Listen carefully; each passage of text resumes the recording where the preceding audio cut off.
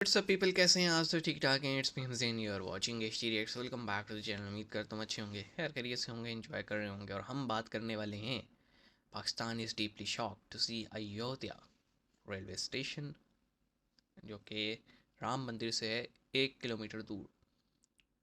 और अगर आप हमें पहले से देखने वाले हैं तो आपको याद होगा, ऐसे 6-7 महीने पहले हमें एक व्लॉग शेयर किया गया था जिसमें ये रेलवे स्टेशन अंडर कंस्ट्रक्शन था। मतलब इसकी आप कह लें इंटीरियर पे काम चल रहा था। तो वो जो भाई थे उन्होंने अंदर और बाहर दोनों से हमें एक ग्लिम्स दिखाया था इसका। तो अब इसके इनाग्रेशन होने वाली है और शायद हो चुकी हो, मुझे इतना नहीं पता, लेकिन दोबारा वीडियो भेजा गया तो इट मीन अब ये वर्किंग में ही होगा। तो हम इसको देखते हैं और क्या सीन है पता लग जाएगा। 3 2 1 एंड गो। हेलो फ्रेंड्स, जय हिंद। हिंदुस्तान स्पेशल में आपका स्वागत है दोस्तों। हेलो। राम मंदिर मॉडल की तर्ज पर अयोध्या धाम जंक्शन रेलवे के नए भवन का निर्माण पूरा हो चुका है। बंशी पहाड़पुर के पत्थरों से बने पिरामिड स्टेशन की शोभा को और बढ़ा रहे हैं। पूरे भवन को एयरपोर्ट की तर्ज पर बनाया गया है। यात्रियों की सभी सुविधाओं का ध्यान रखा गया एयरपोर्ट की है, तर्ज जो पे। स्टेशन को और भव्य बना रहा है। स्टेशन के नए भवन का लोकार्पण प्राइम मिनिस्टर मोदी 30 दिसंबर को करेंगे। इसको लेकर ओके, हो तैयारियों चुका को है भाई पूरा किया जा रहा इनॉग्रेशन है। अयोध्या मेरी रेलवे बर्थडे वाले स्टेशन दिन। को त्रेता युग की आभा को प्रदर्शित करने वाले स्थल के रूप में विकसित किया गया है। नागर शैली पर अयोध्या स्टेशन को विकसित किया गया है। एक बारगी इस स्टेशन को देखकर आपको भगवान राम के भव्य मंदिर सा एहसास होगा। ये स्टेशन काफी खास है। सिमिलैरिटी बहुत है यहाँ ना। से उतरकर आप 1 किलोमीटर दूर राम मंदिर तक आसानी से पहुँच सकते हैं। यहाँ पर पैसेंजर और एक्सप्रेस दोनों प्रकार की ट्रेनों का ठहराव हो रहा है। दरअसल इस रेलवे स्टेशन में सुख सुविधाओं का खास ध्यान रखा गया है और इसे एयरपोर्ट की तर्ज पर बनाया गया है। समय लगी? कौन सा है? ये मुझे इंडिया लग रहा है। कैसा रेलवे? रेलवे बेस्ट है। ये हमारे एयर कंडीशन रेलवे स्टेशन है। Oh my God. सर काइस की इतना investment हुई बड़ी है। मॉडर्न रेलवे जो कि लगता है कि एयरपोर्ट है, देखिए ना वो अंदर हर चीज़ exactly है। ऐसे मुझे बताया लगे। कैसा रेलवे लग रहा है आपको भी देख के? देखिए मस्त लग रहा है वैसे तो, बहुत ज़बरदस्त। सर मुझे बताए, हमारे अगर हम अपने हमसाया मुल्क को इतनी अचीवमेंट करते जा रहे हैं, उनका रेलवे आप देखिए कितना मॉडर्न रेलवे आपने बनाया, जो आपने खुद कहा मुझे पसंद है। अब मुझे बताए हमारे हुक्मरान क्यों नहीं ये चीज़ें सोचते? हमारे हुक्मरान क्यों नहीं सोचते? हमारे हुक्मरान एक्चुअली सीन ऐसे है कि हमारे जो दूसरे जो सिनेरियोज़ हैं ना, उन्हीं से हमें फुर्सत नहीं मिलती। हमारे पॉलिटिकल इश्यूज़, हमारी पॉलिटिकल स्टेबिलिटी, हमारी जो कॉन्फ्लिक्ट्स हैं, कॉन्फ्लिक्ट ऑफ इंटरेस्ट आ जाता है उसमें। उससे हमारा ध्यान हटेगा तो हमारे इंफ्रास्ट्रक्चर की तरफ आएगा। इंफ्रास्ट्रक्चर हमारा क्यों है? हमारे पास रिसोर्सेज नहीं है। रिसोर्सेज होंगे तो हमारा बनेगा सब कुछ। सर देखिए, अगर हम अब प्राइम मिनिस्टर मोदी की बात करें, लोग कहते हैं जी वो दहशतगर्द है, वो मुसलमानों को मारता है, मगर वो अपनी आवाम को लिए इतना सेट है कि वो अपनी आवाम को आए दिन कोई ना कोई अचीवमेंट करते जा रहे हैं। प्लानिंग तो उन्होंने पहले की होगी। मुझे बताया कि अभी अरसा यही साल हुआ है कि आपको पता है इनकी इकॉनमी इतनी स्ट्रॉन्ग है, 2-3 साल में इतनी इकॉनमी स्ट्रॉन्ग है। उन्होंने जापान को गाड़ियों में बीट कर दिया, हर जगह बीट करते जा रहे हैं। मॉडर्न उन्होंने रेलवे बना दिया है। हमारे अंदर क्यों नहीं ऐसे अचीवमेंट कर रहे हैं? हमारे सिर्फ सियासतदान ये हम आवाम को पीछे कश्मीर पे लगाया हुआ है, कश्मीर। उसके अलावा हमारे आवाम को आपस में एक दूसरे लड़ रहे हैं, मगर वो वहाँ पे ये काम नहीं है। एक्चुअली देखें, अपने वो किसने बनाया हुआ है? हमारे मीडिया ने। मोदी क्या है, जो मीडिया है ना, मीडिया ही कर रहा है हमारा। उधर पाकिस्तान को बुरा कह रहा है, इधर देखें जैसा भी है उसने अचीवमेंट की है, कुछ करके दिखाया है, अपनी आवाम को फैसिलिटेट किया है, उनकी इकोनॉमी स्ट्रॉन्ग हुई है। सेकेंडली उसने जो अभी आप बता रहे हैं जैसे कि इंटरनेशनल सिनेरियो का उसने रेलवे ट्रैक बना दिया हुआ है। तो हमारे मुल्क में क्यों नहीं है ऐसा? हमारी पॉलिटिकल इश्यूज आपके सामने हैं। तो क्वेश्चन भाई कर रहे हमारे मुल्क में क्यों नहीं है ऐसा?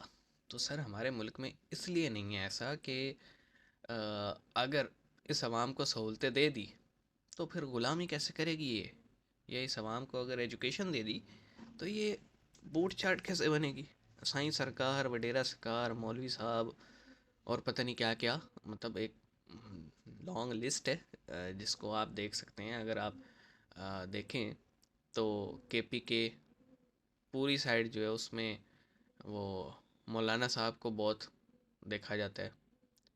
अगर आप सिंध साइड को देखें तो साईं और वडेरा साईं उनको बहुत वो पाँव के नीचे रखते हैं अपने नीचे वाले लोगों को। इसी तरह बलोच में चले जाएं, सरदार लोग हैं वहाँ पे, उनके अगेंस्ट आप बात नहीं कर सकते या उनसे सवाल भी नहीं कर सकते। पंजाब में है वो फिर चौधरी साहब जो हैं वो है, तो मतलब ये मुल्क बटा हुआ है और अजीब अजीब सकाफ़त है। आप देख लें पंजाब की टोटल सकाफ़त जो है वो सिंध और बलूचिस्तान या केपी के से चेंज है टोटल। मतलब रस्म रिवाज और पहनना ओढ़ना सब चेंज है। जैसे आप देखें पंजाब के किसी भी बाज़ार में आप चली जाएं आपको या चले जाएं औरतें ही औरतें दिखेंगी आपको, औरतें ही औरतें, और हर तरह की ड्रेसिंग में मतलब शलवार सूट से लेके जीन्स तक हर तरह की ड्रेसिंग में आपको फीमेल नज़र आएगी। बहुत ज़्यादा मॉडर्न और फैशन वाली भी और बहुत ज़्यादा पर्दे वाली भी। Same goes for Karachi. लेकिन अगर आप बाकी इंटीरियर सिंध को देखें तो वहाँ पे ऐसे इलाके भी हैं जहाँ पे आपको औरत नज़र ही नहीं आएगी। या फिर आप केपी के चले जाएं, वहाँ बाज़ारों में मर्द ही मर्द नज़र आते हैं। इसी तरह बलूचिस्तान, वहाँ पे भी यही सूरत हाल है। तो एक अजीब सा हमारा कल्चर है और उसको फिर एक्सप्लॉइट करते हैं हमारे सियासतदान। आप देख लें मतलब सहूलतें जो हैं वो अ, एक जैसी नज़र नहीं आती। मतलब बहुत ही अच्छा कोई रेलवे स्टेशन अगर पाकिस्तान में है, बहुत ही अच्छा, मतलब साफ़ सुथरा और या इस लेवल का, तो मैं कहता हूँ इस लेवल का ना लाहौर में है ना कराची में है। मतलब दो बड़े शहर गिनवाए मैंने, इस लेवल का अयोध्या स्टेशन के लेवल का कोई है ही नहीं। और अगर हम आवाम को एजुकेशन देंगे तो वो सवाल करेगी हुक्मरानों से, सवाल करेगी तो फिर इनकी बैंड बजेगी, इनको खाने को कैसे मिलेगा पॉलिटिशियंस को। तो इसलिए वो फिर ना आवाम को रोटी कपड़ा मकान इसी के चक्कर में घुमा रखा है। और जब इसी के चक्कर में रहेगा मतलब उसको अपने 3 टाइम के खाने की पड़ी रहेगी कि 2 टाइम खा लिया, तीसरा कैसे अरेंज करूं। जब आवाम इस चक्कर में फंस जाए ना फिर वो सवाल करना छोड़ देती है।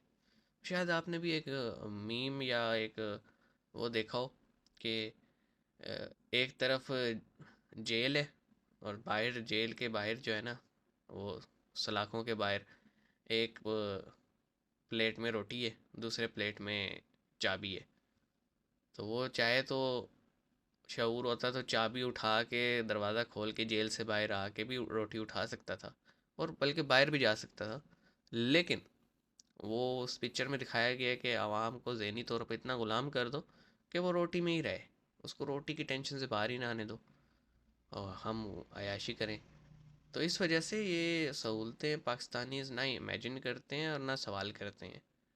ये भाई साहब को भी दिखाया तो इन्होंने कुछ बातें की हैं, अदरवाइज़ इन्होंने कभी क्वेश्चन भी नहीं किया होगा कि यार मैं टैक्स पे करता हूँ वो जाता कहाँ है। अब उनको कौन बताए वो सारा टैक्स जो है दूसरे ममालिक में टेररिज्म को फाइनेंस करने के लिए चला जाता है या फिर खुद अपने पेट में चला जाता है। ये मोदी साहब की एक बात मेरे ख्याल में सबको माननी पड़ेगी, उस बंदे ने कहीं से उठा के कहीं पहुंचा दिया इंडिया को। और ये तभी होता है जब ऊपर से ही बैठा हो ना तो नीचे वाले भी सही हो जाते हैं। क्या कहेंगे इस बारे में कमेंट सेक्शन में बताइएगा। मिलेंगे नेक्स्ट वीडियो में, अपना ख्याल रखिएगा। सी यू गाइस।